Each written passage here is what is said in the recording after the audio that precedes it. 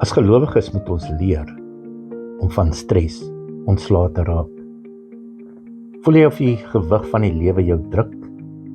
Jy probeer alles beheer, maar is asof daai bekommernis net aanhou. Matteus 6:25 sê, moet julle nie kwel oor julle lewe. Is die lewe nie meer werd as voedsel en die liggaam as klere nie? Jesus sê nie net, moet jou nie bekommer nie, hy nooi jou om jou fokus te verander.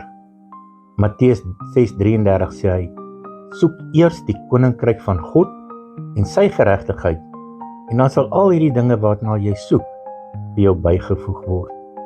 Die geheim van vrede is in Kolossense 1:27, en dit sê vir ons dat Christus in julle die hoop van heerlikheid is.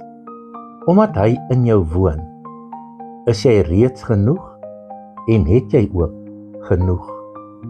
Storms en probleme of nie, dis irrelevant, want jou vrede lê in hom, wat alles in beheer hou. Onthou, bekommernis is 'n leienaar. Rus in Jesus, hy is meer as genoeg vir jou. Johannes 16:33 sê, in die wêreld sal julle verdrukking hê, maar hou goeie moed, ek het die wêreld oorwin. Maak seker, Jesus Christus is Here en Meester van jou lewe, sodat jy 'n streslose lewe van vandag af kan beleef.